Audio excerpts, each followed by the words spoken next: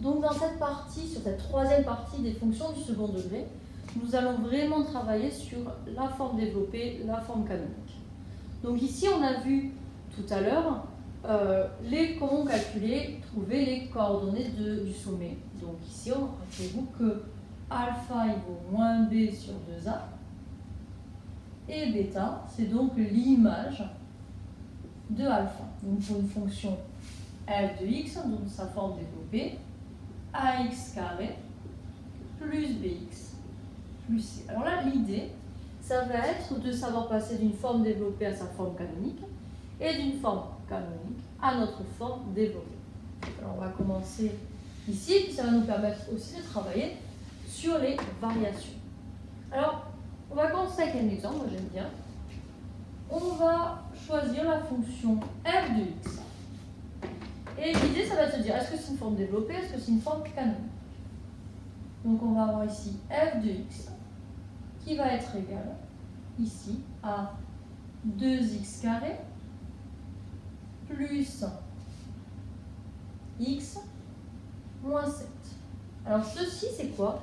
C'est clairement une forme développée. Donc avec une structure en ax carré plus bx plus c, avec a qui vaut 2, b qui vaut 1 et c qui vaut moins 1. Alors dessus, premier travail, nous avons que a extraire a qui vaut 2.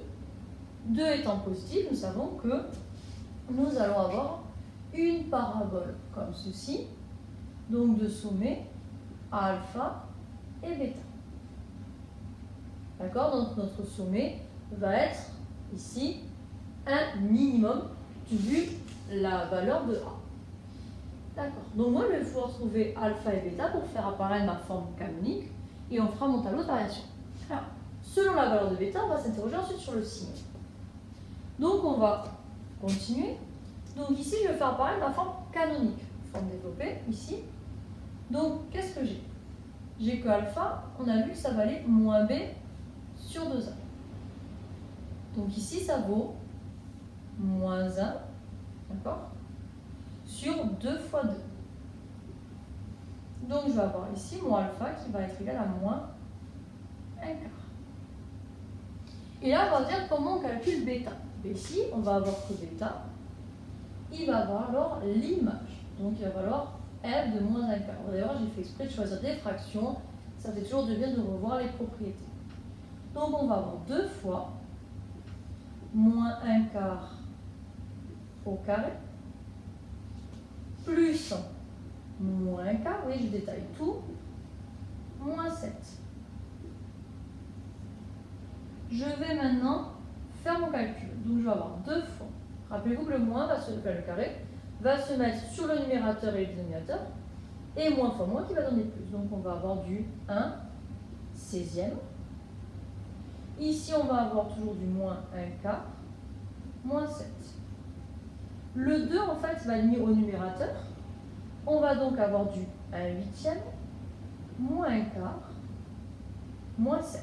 Et bien, je vais mettre sous le même dénominateur, c'est-à-dire sur la valeur 8. Donc, je vais avoir 1 huitième, moins 2 huitièmes.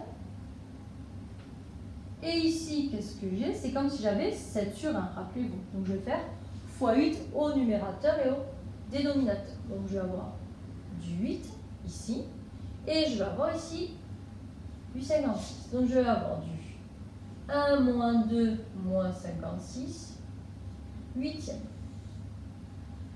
Donc, ici, je calcule moins 1 moins 2 moins 1 moins 56. Ça va nous faire du moins 57 huitième.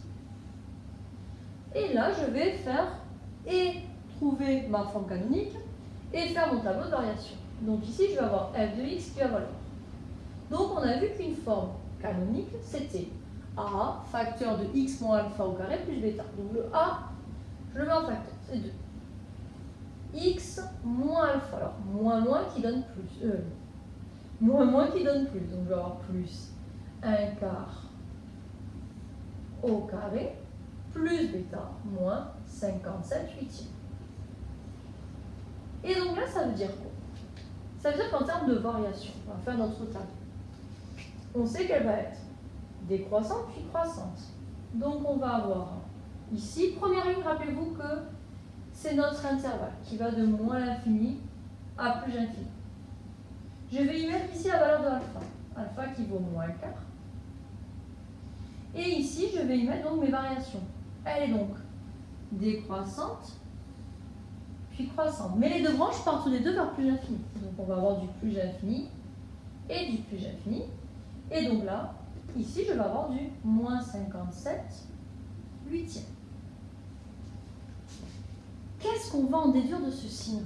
On a des valeurs positives en haut, et là on passe aux valeurs négatives. Alors, vous voyez un petit peu l'axe des abscisses, comme le niveau de la mer. On est au-dessus du niveau de la mer. Je plonge, je me retrouve sous le niveau de la mer et je remonte. Et bien ça veut dire quoi? Ça veut dire qu'ici, notre parabole va couper l'axe des abscisses. Alors on va voir ce que ça signifie après. Donc ça c'est notre premier exemple. Finalement, passer de notre forme développée à notre forme canonique. Et puis là on voit que, a priori, on va avoir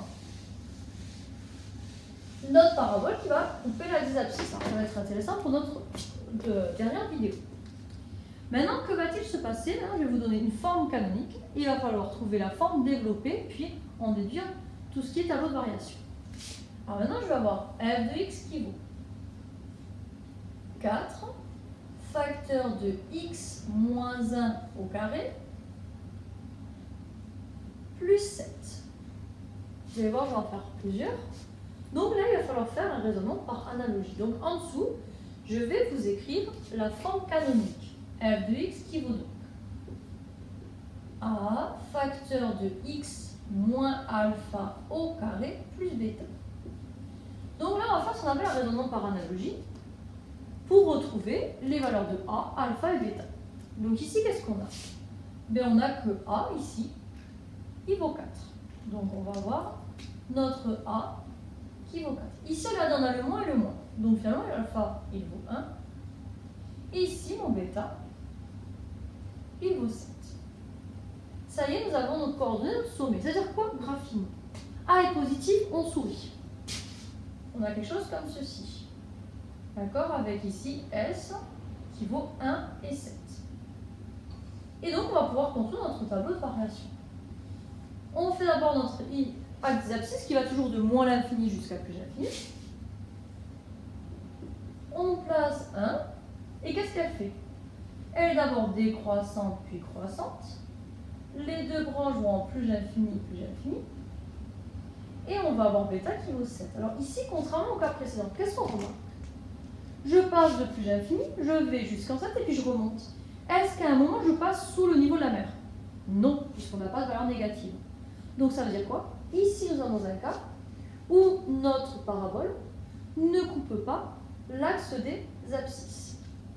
On va faire un autre cas qui va me permettre d'introduire la dernière partie de notre leçon. Alors si maintenant je prends f de x qui vaut x plus 1 au carré moins 9. Je vais faire comme tout à l'heure. Ici, on reconnaît une forme canonique. Je vais donc retrouver ma forme qui est canonique, qui est donc de la forme a facteur de x moins alpha au carré plus bêta. Alors là, on ne tombe pas dans le piège. On va faire également un raisonnement par analogie. Ici, a, toujours pareil, vaut 4. Alors attention pour le alpha. Ici, il faut un moins. Mais là, j'ai un plus. Comment je fais pour apparaître le moins? Dites-vous que moins 1, il donne plus. Donc ici, alpha, il vaut moins 1. Et là, on se retrouve avec bêta qui vaut moins 9. Donc, graphiquement, ça veut dire quoi? Toujours pareil. On commence. Mon A vaut 4. Il est positif. C'est une parabole qui sourit. Très bien. Puis là, j'ai les coordonnées de mon sommet qui valent moins 1 et moins 9. Et là, ça va être intéressant. On va donc faire notre tableau de variation et on va essayer de comprendre ce qui se passe. Toujours pareil, première ligne, x qui va aller de moins l'infini à plus l'infini. Notre parabole est d'abord décroissante puis croissante et elle change au point de coordonnées moins 1, moins 9. Rappelez-vous que sur sa ligne, c'est les abscisses. Et en deuxième, ce sont les images avec plus l'infini et plus l'infini. Alors là, que se passe-t-il ici? Eh bien ici, on a que notre parabole, elle est d'abord dans la positive et puis elle passe dans la négative. Ça voudra dire quoi? Ça veut dire qu'ici, notre parabole va couper l'axe des abscisses. Et bien, qu'est-ce qu'on va se poser comme question? Et bien, dans le cas où elle coupe l'axe des abscisses, est-ce qu'on peut trouver les valeurs pour lesquelles on va avoir notre fonction qui est égale à 0, c'est-à-dire les endroits où notre parabole coupe l'axe abscisse? Bonne journée à tous!